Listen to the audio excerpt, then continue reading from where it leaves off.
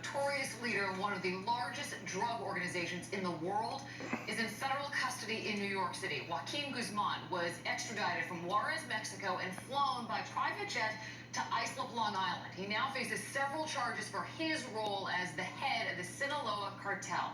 Josh Einiger's at the federal lockup in Lower Manhattan with the story. Josh. And Liz, it's getting very, very tense here because it's expected really any time in the next couple of minutes the motorcade carrying El Chapo should arrive here in Lower Manhattan. There are heavily armed officers and agents from the Federal Drug Task Force here in New York City, comprising the DEA, the FBI, the NYPD, the New York State Police, other agencies, also the U.S. Marshals Service, which has worked so hard to get him here to the United States over the past year since his recapture in Mexico after yet another escape. At this point, he is on his way here to Lower Manhattan, a long-awaited arrival as federal prosecutors eager to get him in a courtroom. The Mexican government jet touched down in Islip tonight, met by dozens of U.S. drug enforcement agents ready to get their hands on the ultimate prize, one of the world's most notorious, most elusive drug kingpins, Joaquin El Chapo Guzman, now on U.S. soil, soon to face Brooklyn justice. When most Americans think of organized crime, they naturally think of guys like John Gotti, Al Capone.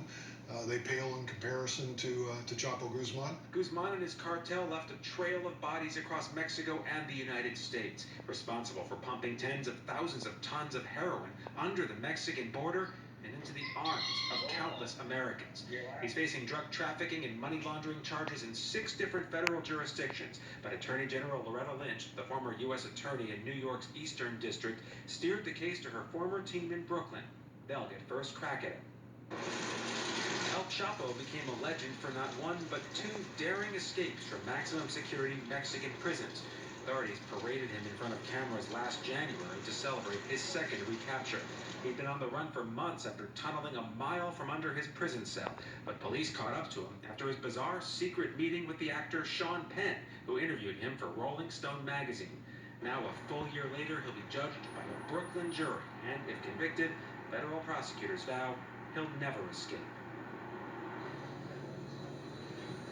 And back with a live look right now, we are at the Federal Detention Center. It's called the Manhattan Correctional Center here, or the Metropolitan Correctional Center, I should say, here in Lower Manhattan at Park Row and Pearl Street. And this is where federal agents and NYPD officers are eagerly awaiting the arrival of El Chapo. This is a very heavily secure scene. Of course, they certainly do not want him to be able to escape again. There are helicopters overhead, police helicopters, which indicate that the motorcade is likely coming this way, and in fact I actually hear sirens in the distance. This is a pretty curious timing of this extradition on the very last day of the Obama administration. Certainly the relationship between the incoming Trump administration and the Mexican government has been rather tense.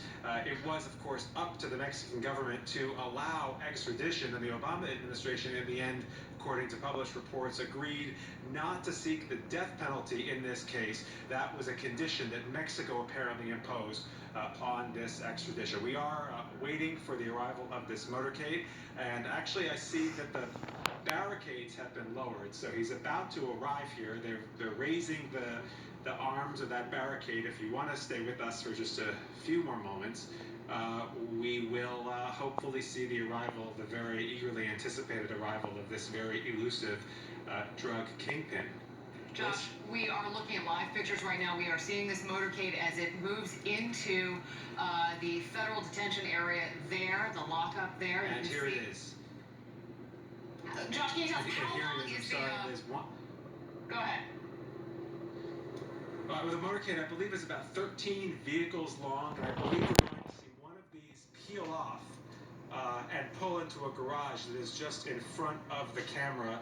It's not entirely clear what entrance they're going up, and there it is. That we believe is likely the SUV, or at least one of these that's going into that garage entrance that is carrying El Chapo. Yeah, it's the only one that went in, and you can see those really heavily armed marshals backing in. very, very heavy security here. And now he is safely inside. This is actually, he went in the back of 500 Pearl, which is one of the federal courthouses here in Lower Manhattan, where he'll be processed. And now he is officially in federal custody. Tomorrow morning, he will appear at arraignment in Brooklyn federal court. So this whole thing will happen in reverse. They'll take him out of here, and then they will go over to Brooklyn. His arraignment set for the morning in a press conference, we've been told, for 10 o'clock tomorrow morning with the U.S. Attorney of the Eastern District. Liz?